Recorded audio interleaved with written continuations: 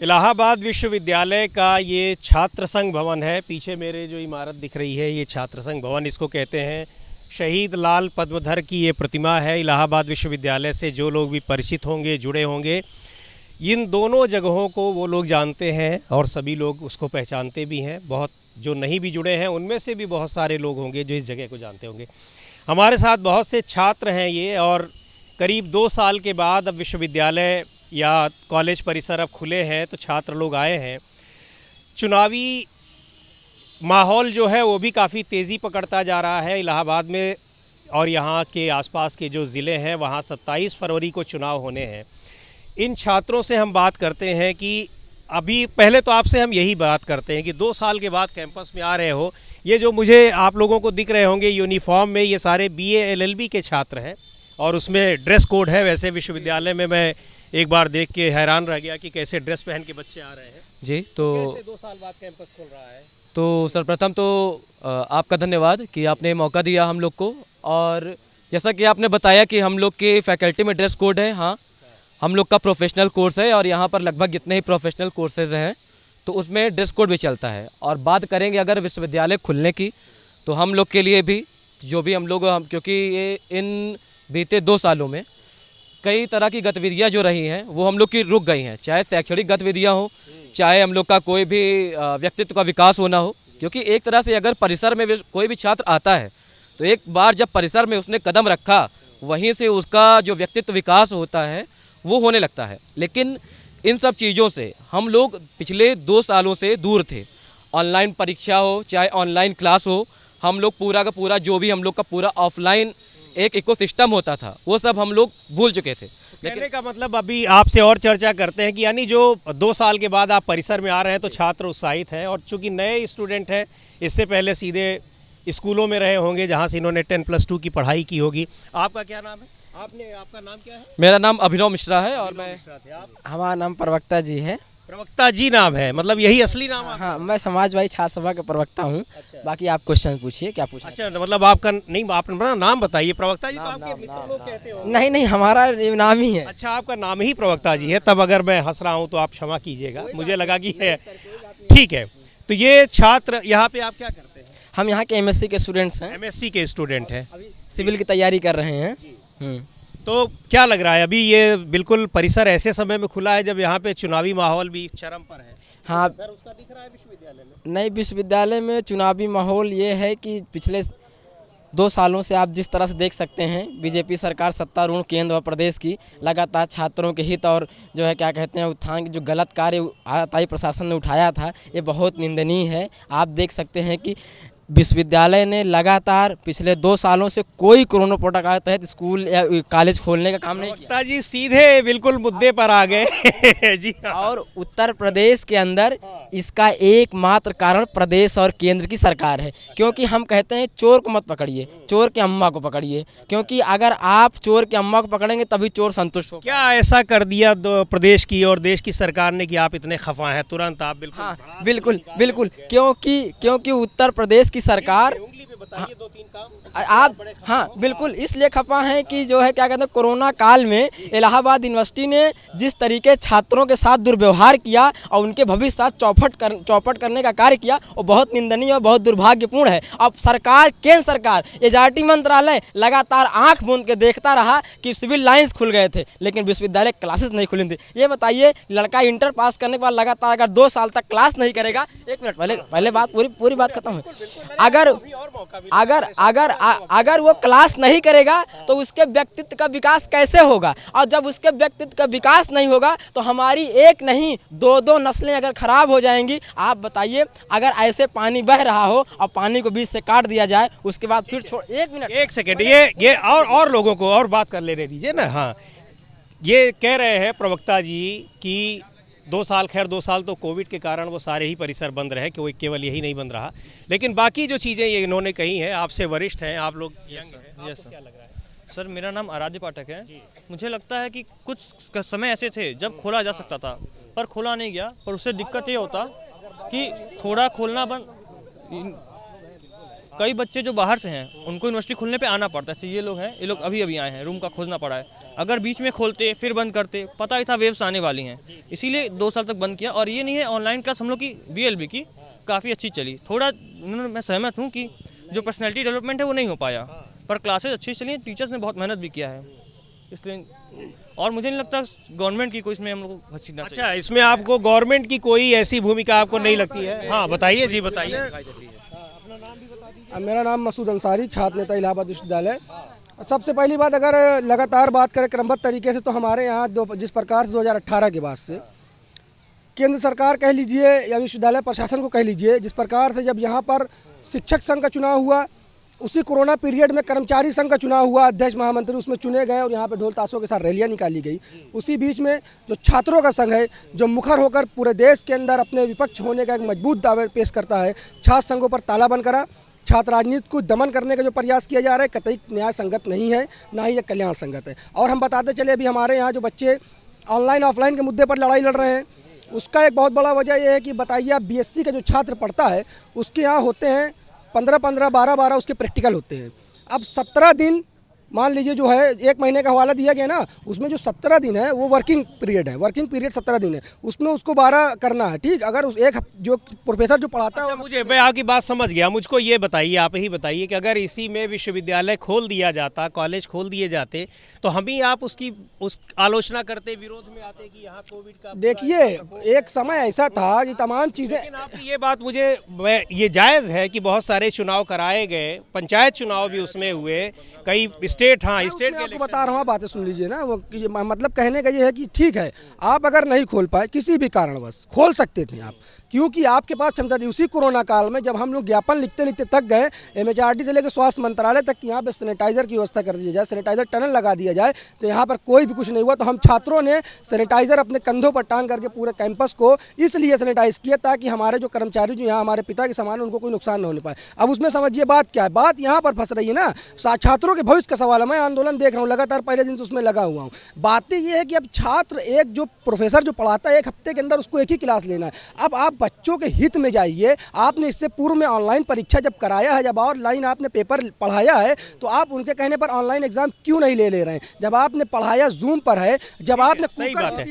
एक हाँ जी जी, कि विश्वविद्यालय को बंद रखना कोविड के नाम पर, खेला तो ये कोविड के नाम पर कर रहे हैं, लेकिन उसके आड़ में जो न्यू एजुकेशन पॉलिसी लाई है, जिसमें साफ साफ ये प्रावधान है कि ये लोग 60% एजुकेशन ऑनलाइन होगी। विश्वविद्यालयों को बंद रखना, कोरोना तो एक पर्दा है, उसकी आड़ में विश्वविद्यालय से उठने वाला प्रतिरोध, इनको पता है कि विश्वविद्यालय खुले होंगे तो जामिया, JNU, इलाहाबाद विश्वविद्यालय, लखनऊ विश्वविद्यालय के छात्र इनकी नाजायज जो कारनामे हैं उसको बिल्कुल नहीं सहेंगे, उसको बिल्कुल नहीं बर्दाश्त करेंगे। सर्वप्रथम तो मैं बताना चाहूँगा ये कि 60% जैसा कि आपने बोला कि चीज़ें ऑनलाइन होंगी, तो उसमें ये नहीं था कि ऑनलाइन पढ़ाई होगी, ठीक है। और दूसरी बात, ये इंफ्रास्ट्रक्चर जो यहाँ का इतना ज़्यादा वीक है कि अगर हो सकता है कि आपको कुछ विषयों पर इलाहाबाद विश्वविद्यालय में हो सकता है ज़्यादा बढ़िया ना मिले, हो सकता है आपको दिल्ली विश्वविद्यालय पसंद हो, तो वो आपको कंटेंट ऑनलाइन अवेलेबल हो जाएगा। तो इससे हम लोग का जो भी देश का इंफ्रास्ट्रक्चर है वो कितना बढ़िया, आप ये देखिए कितना मजबूत हो रहा है, कितना सब बढ़िया से वो हो रहा है। और ये 60% सही है। देखिए अभी हमारे साथ कुछ आपसे भी वरिष्ठ शोध छात्र भी हैं, इन लोगों से बात करें। ये जो आपके जूनियर्स ये सारी बातें कर रहे हैं, इसमें आपको क्या लग रहा है? जैसे अब ऑनलाइन ऑफलाइन का है, क्या परिसर से बाहर कर देना? विगत 2 सालों से हमारे यहाँ ऑनलाइन क्लासेस चली हैं, और सबसे बड़ा दुर्भाग्य ये है कि जो हमारे यहाँ प्रैक्टिकल है, फिजिक्स डिपार्टमेंट का प्रैक्टिकल बहुत ही अद्भुत है। यहाँ पे इतना अच्छा प्रैक्टिकल आपको किसी भी यूनिवर्सिटी में नहीं मिलेगा। स्पेशली ऑप्टिक्स के जो प्रैक्टिकल हमारे पास हैं, वो शायद आप BHU चले जाइए, JNU चले जाइए, इतने अच्छे प्रैक्टिकल और इतनी अच्छी लैब आपको नहीं मिलेगी। अब हम उसको, वो सब डार्क रूम होते हैं, अंधेरे रूम होते हैं, उसमें ही न्यूटन्स रिंग वगैरह सब बनती हैं, और इतने अच्छे अच्छे प्रैक्टिकल हैं, उसको हम ऑनलाइन कैसे दिखाएं? उनको, बच्चों को क्या समझाएं उसके बारे में? अब कहते हैं कि प्रैक्टिकल भी ऑनलाइन लो, थ्योरी क्लास तो ऑनलाइन लिया जा रहा है। अब ना ही लड़के का चेहरा देखें, ना ही उसके बाद। सही बात है, आप पढ़ाई तो हो सकती है, लेकिन प्रैक्टिकल और लैब की सुविधाएं तो ऑनलाइन नहीं हो सकती हैं। आइए जरा सा आप आगे आइए, एक से आता हूँ आपके। मुझको ये बताइए कि अभी आप तो सारे, आप लोग भी वोटर तो हो ही चुके होंगे, क्या? मुझको ये बताइए कि इलेक्शन में यहाँ पे, हालांकि आप लोग कहीं जगह जहाँ से आए होंगे वहाँ वोटर होंगे, इलाहाबाद में नहीं होंगे, प्रयागराज में नहीं होंगे, लेकिन क्या जो आप लोगों के मुद्दे होते हैं वो आपको कहीं चुनावी मुद्दे के तौर पे दिख रहे हैं? कोई उठा रहा है उन मुद्दों? जी बिल्कुल उठा रहे हैं जी, बिल्कुल। जो अखिलेश यादव की सरकार है, मतलब जो अभी पार्टी है, वो हमारे कुछ मुद्दे को उठा रहे हैं। जैसे कि एम्प्लॉयमेंट की बात आती है, जो इन्फ्लेशन बढ़ चुका है सोसाइटी में। आप जैसे देख रहे हैं, अगर जो लास्ट ईयर का देखा जाए तो पेट्रोल का प्राइस और डीजल का प्राइस का ये सिचुएशन था कि हर एक तीसरे चौथे दिन में कुछ ना कुछ बढ़ते गया। तो अगर जो आप धीरे धीरे भी उसमें बढ़ोतरी होती है तो वो एक एग्रीगेट अमाउंट में हो जाएगी। तो वो ऐसी चीज़ है जिसके कारण हर चीज़ महंगी होती है। और महंगाई अब तो अब तो बढ़ नहीं रहे हैं ना काफ़ी दिनों से। अब हाँ, अभी इतने राज्यों की चुनाव आने वाली हैं। अब उनको देखते हुए शायद ये सरकार का ये रहा है। लेकिन अगर जो इसके बाद फिर बढ़ाती है तो आप एक चीज़ तो जानते हैं कि अगर जो पेट्रोल डीजल की प्राइस बढ़ी तो सब चीज़ महंगा होगा, तो उसे रोकनी चाहिए। पेट्रोल डीजल, सुनो पेट्रोल डीजल इन सब की बात तो सभी कर रहे हैं, मैं उसकी बात मैं बिल्कुल छात्रों के मुद्दों की बात कर रहा हूँ। क्या छात्रों का मुद्दा कहीं दिख रहा है? जी, छात्रों का मुद्दा ये है सर, मैं बताता हूँ। मैं सीएमपी डिग्री कॉलेज से हूँ, तो सीएमपी का हमारे यहाँ ऑनलाइन क्लासेस लेने की क्या व्यवस्थाएं हैं कि वहाँ का एक अलग से ऑनलाइन पोर्टल बनाया गया है। तो आप सीएमपी लाइव पे जब आप क्लिक करेंगे, अपने पासवर्ड वगैरह लॉगिन करेंगे, तो आधे घंटे तो उसमें सर्वर एरर, 50 मिनट की क्लास लगी, 10 से 15 मिनट तो आपका सर्वर एरर। उसके बाद मैम ने लिख दिया I will take your class at the 5 PM। बच्चे सुबह से शाम तक मैम के 5 PM का इंतज़ार कर रहे हैं। फिर 5 PM हुआ, उसके बाद मैम ने कहा आज भी नेटवर्क इशू है, I will take your class tomorrow. वो कल पे टाल दी। कल फिर जब बच्चे इंतज़ार करते करते उस समय आया, मैम ने अगले दिन क्या किया, किताबों का PDF निकाला और उसको सेंड कर दिया।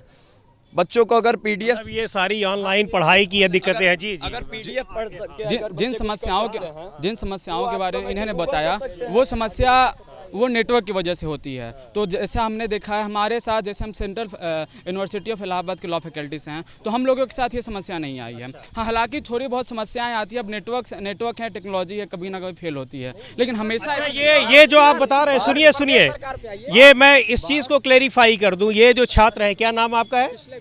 किसलय कुमार ने बताया, ये लोग BA LLB के छात्र इसी विश्वविद्यालय में कुछ पेड कोर्स भी हैं जिनका 50-60 हज़ार रुपये सालाना दे करके लोग पढ़ते हैं। बाकी जो क्लासेस होती हैं, लॉ की जो दूसरी क्लासेस हैं, जो BA के बाद जो करते हैं, वो 1000-2000 रुपये की शायद उनकी फ़ीस होती है। तो बड़ा फ़र्क है। अब ये फ़र्क यहाँ भी दिख रहा है कि इनका सर्वर सही रहता है, लेकिन इनका सर्वर जो है वो डाउन रहता है। हाँ सर, एक चीज़ और बताइए, अभी इसमें से 50% ऐसे छात्र होंगे जिनके पास खुद का निजी फ़ोन नहीं होगा, तो वो क्लास कैसे करेंगे सर? सर, जैसे छात्रों के मेन मुद्दे क्या हैं? शिक्षा, रोजगार और हमारी सिक्योरिटी। तो जैसा कि इस सरकार में, अगर दोनों सरकार में हम कंपैरिजन करें, तो सपा ने लैपटॉप बांटे थे 19 लाख, 2012 के बाद 13 बैच वालों। अगर ऐसा ही योगी सरकार करती तो आज ये प्रॉब्लम ना होती, जो पास आउट बच्चे थे उनके पास होती। रही बात सिक्योरिटी की, भले ही बीजेपी सरकार बहुत सारे ऐसे एडवर्टीजमेंट करती हो, लेकिन हमने देखा जो 100 नंबर आज घूम रही है वो अखिलेश जी की दी हुई। वर्ल्ड लेवल पे जो पुलिस हेडक्वार्टर बना, आज भी आप लखनऊ में जाके देखेंगे तो वो बिल्डिंग हमेशा दूर से चमकती है। सिक्योरिटी के मामले में उन्होंने बेहतर किया। रोजगार के मामले में 2016 में SI भर्ती, UPP की भर्ती, अब आप देख लीजिए लेखपाल भर्ती कैंसिल है, ऑलमोस्ट कैंसिल है। मान लीजिए सरकार बदल जाती तो होना ही नहीं है, क्योंकि अखिलेश जी ने बोला था कि हम पेट को नहीं मानेंगे। अब मान लीजिए जैसे इंटरव्यू हटाया जा रहा है, अब पेट अलग से लाए हैं, ये UPSI की भर्ती वो कोर्ट में चली गई। तो जो भर्तियाँ आ रही हैं चुनाव के पहले आती हैं, चुनाव चक्कर में वो भी रद्द हो जाती हैं। अब योगी जी ने बोला था कि हम लैपटॉप देंगे, स्मार्टफोन देंगे, उसका रजिस्ट्रेशन हो गया सारे कॉलेजेस में। मिले भी है, कई जगह बटे भी हैं। कहाँ बटे हैं सर? कहाँ बटे हैं सर? इंटर के बाद जो पास होके 12वीं में जाए। हम बोले, देखिए एक मिनट, देखिए एक मिनट, बड़े मंचों पे गलतियां हो जाती सब मैं बता रहा हूँ मैं सर। 12 के बाद सर पत्रकार महोदय, आप क्वेश्चन पूछिए, हम उत्तर देंगे। आप क्वेश्चन पूछिए। क्वेश्चन आप कुछ कहे ना, आप कुछ बोल रहे हैं। मैं ये कह रहा हूँ, उत्तर प्रदेश के अंदर ये जो सरकार चल रही है, सर सुनेंगे, ये सरकार बेरोजगारों की सरकार नहीं है, ये बेरोजगारों पर लाठियां बरसाने वाली सरकार है। और आने वाले समय में उत्तर प्रदेश नहीं, पूरा हिंदुस्तान की जनता इनको उखाड़ फेंकेगी। और 27 तारीख को चुनाव होने वाला प्रयागराज के अंदर, इसमें से भारतीय जनता पार्टी के जहाँ जब्त होने वाली है। बेरोजगारों पे, आंदोलनकारियों पे सारी सरकारों ने लाठियां बरसाई हैं। मैंने उससे पहले मेरी एक महत्वपूर्ण बात यह है कि एक तो हम लोग विश्वविद्यालय के छात्र हैं हम लोग कॉन्स्टिट्यूशन पढ़ते हैं, जो एक राइट टू प्राइवेसी का हमारा अधिकार था, जो लैपटॉप जो टैबलेट बांटे हैं इन्होंने आधे अधूरे जो चुनाव के पहले, उस टैबलेटों पर साफ साफ लिख कर आ रहा है कि आपका सब कुछ, आपका सारा एक्शन कोई एडमिन देख रहा है। तो प्राइवेसी का कितना बड़ा हनन है। उसके बाद ऑनलाइन एजुकेशन की वजह से जो डिजिटल डिवाइड होने जा रहा है, कितनी परसेंट खेतिहरों के बेटों के पास, किसानों के बेटों के पास स्मार्टफोन कैसे आएगा, स्मार्टफोन आएगा तो जियो का जो रिचार्ज है वो कैसे होगा, ये सवाल ये साफ जाहिर करता है कि गरीबों की हो सकता है अगले चुनाव में ये भी फ्री आपको मिल जाए। ये कुछ सर मैं ये कह रहा था कि मैं अभी छुट्टी के दिनों में मैं यहीं से साइकोलॉजी डिपार्टमेंट से एमए कर रहा हूँ। हम लोग का भी प्रैक्टिकल है ऑनलाइन। तो सर मेरा नाम विकास है। तो सर जितना भी प्रैक्टिकल था MBTI से लेके वेस्ट तक सब मतलब सब खत्म कर दिया गया, कोई प्रैक्टिकल नहीं हुआ।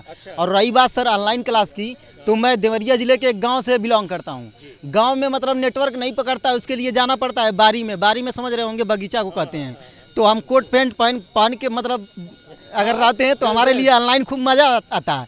और जब खेत में जाके क्लास करना पड़ेगा तब पता चलेगा कि ऑनलाइन में कितना मजा। वाले हंसते भी होंगे कि अरे बिल्कुल हंसेंगे, कहेंगे कि तुम कौन सा पढ़ाई कर रहे हो कि तुम्हारा पेड़ के नीचे नेटवर्क पकड़ रहा है। आपने एक और बात की, 5 ईयर लॉ और 3 ईयर लॉ में जो फीस का जो आपने फर्क बताया था, वो फर्क भी ये लोग समाप्त करने जा रहे हैं। आप जानते हैं कि न्यू एजुकेशन पॉलिसी के द्वारा जो फंड एजेंसी है उसको खत्म कर हेफा लाने वाले हैं, हायर एजुकेशन फंडिंग एजेंसी, जिसके जरिए विश्वविद्यालयों को लोन नहीं दे, विश्वविद्यालयों को फंड नहीं देंगे, लोन देंगे। उस लोन की भरपाई किसके जेब से होगी? टीचर की तनख्वाह। तो ये सोचने बिल्कुल बात है कि बड़ी भी हाइक की तरफ हम लोग जा रहे हैं। हाँ। पहले बात ये है कि अभी जब आएगा तो उसके लिए भी हम छात्र जो हैं, अभी एक चीज और है, LLB की फीस इतनी रहेगी, उसका बार काउंसिल ऑफ इंडिया जो है पूरा का पूरा बनाएगी और ये चीज़ें अलग होती हैं। आपके दूसरे प्रोफेशनल कोर्सेज में वो लागू की जा सकती हैं, लेकिन जो आपके लॉ के कोर्सेज हैं उसका बार काउंसिल ऑफ इंडिया, हाँ उसका बार काउंसिल ऑफ इंडिया। आप देखिए, देखो एक बात है, अगर ये आपकी बात बिल्कुल सहमत हूँ, लेकिन किसी राज्य से कोई सुझाव ही नहीं लिया गया और न्यू एजुकेशन पॉलिसी लागू कर दी गई है। लखनऊ विश्वविद्यालय पूछिए कि राज्य से सुझाव लिया गया है। ममता बनर्जी और स्टालिन कह रहे हैं कि हम लागू नहीं होने देंगे, लेकिन उसके बावजूद न कोई लिखित में कुछ आ रहा है, राज्यों से पूछा ही नहीं गया। बिल्कुल आपकी बात सही है कि बार काउंसिल का हस्तक्षेप होता है, लेकिन ये लोग मानेंगे नहीं? ठीक है, लेकिन अगर केवल लॉ के कोर्स लैपटॉप वाली प्रॉब्लम रही तो आपको मैं बताऊंगा, कंपनी मैन्युफैक्चरर होती है, ठीक है, तो वो एक पार्टिकुलर एक गवर्नमेंट दे रही है तो उसकी वजह से प्रॉब्लम कोई भी नहीं आ रही है।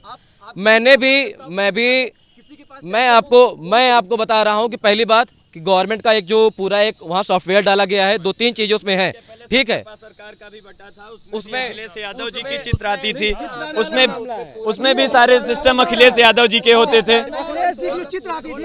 मैं पूछना चाहता हूँ, कोरोना के वैक्सीनेशन वाला जो सर्टिफिकेट मिलता था उस पे तो नरेंद्र मोदी जी के साथ 5 लोगों का चित्र था। क्या ये बताइए, क्या डेथ सर्टिफिकेट पर मोदी जी का पेपर रहेगा?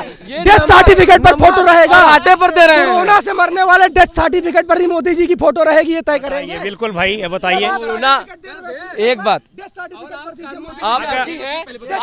नहीं मुझे सुनिए मैं आपको एक बात बता रहा हूँ, ठीक है। मैं एक चीज बताऊं कि आपने जो कहा आप उसको अगर जस्टिफाई कर रहे हो, यहाँ वैक्सीनेशन जो बड़े लेवल पे जब भी अपनाया गया, कभी किसी को सर्टिफिकेट न दिया गया। सर्टिफिकेट तो दिया ही गया कि वैक्सीन लग गई है, लेकिन किसी की फोटो और लगनी, ये पहली बार ही ऐसा हुआ। और उसको इलेक्शन में बाकायदा उसको कैश भी कराया जा रहा है कि आपको दिया, दूसरी सरकार होती तो आपको मिलता नहीं। तो इसको लेकर के कोरोना के डेथ सर्टिफिकेट पर मोदी जी का फोटो होना चाहिए। जी सर, देश में पोलियो का भी वैक्सीन लगा है, वो आज दिन तक लग रहा है, और थी बहुत सारी वैक्सीन से लगी हैं, तो अब वैक्सीन फ्री ऑफ कास्ट लगा है। तो ये कोई बहुत बड़ी बड़ाई नहीं है। हिंदुस्तान का PM केयर फंड में लगभग 11,000 करोड़ रुपए गए थे, 10,000 समथिंग 900 कुछ ऐसे था। तो 11 मात्र मोदी गवर्नमेंट में 4,000 करोड़ रुपए के आसपास खर्च करने का काम किया है, और 7,000 करोड़ कहाँ गए पहले उसका हिसाब दे। बजट जो आया था उसमें जो पेट्रोल, मैं वही पूछ रहा हूँ, ये हिसाब आप जैसे नौजवान छात्र युवक मांग रहे हैं? बिल्कुल मांगेंगे सर।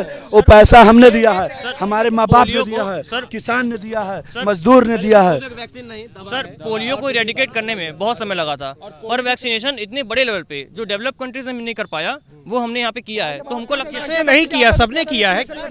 और अमेरिका, मैं कह रहा हूँ कि अमेरिका 100 करोड़ तो नहीं लगाएगा ना, उसके यहाँ जितने लोग हैं। सर डेवलपिंग कंट्री और डेवलप कंट्री में अंतर होता है। जिस रफ्तार से भारत ने कोविड वैक्सीनेशन की है वो अप्लाउडेबल है, आप भी जानते हैं। और उसके बाद रही बात की कोविड की, तो कोविड को क्यों इतना देखा जा रहा है, तो ये फैटल है। आप सेकेंड वेव देख चुके हैं कितना फैटल ये रहा है, तो उसके चलते किया जा रहा है। और एक तरह से आप समझिए कि सरकार की रहती है तो वो आपका ऑथेंटिकेशन भी तो है मोदी सरकार की। सर दिल्ली की गलियों में जो सिलेंडर और चूल्हे लेके बैठा करते थे, वो महंगाई के नाम पर आज किस तरीके से कर रहे हैं आप देख सकते हैं। महिलाएं, महंगाई अब डार्लिंग हो गई, पहले डायन थी। रुकिए, हाँ मैं ये कह रहा हूँ कि जब वैक्सीनेशन के सर्टिफिकेट पे अपना फोटो लगा के और उसका ले रहे हैं आप श्रेय, तो यहाँ पे जो संगम था वहाँ पे लाशों से पट गया था पूरा संगम।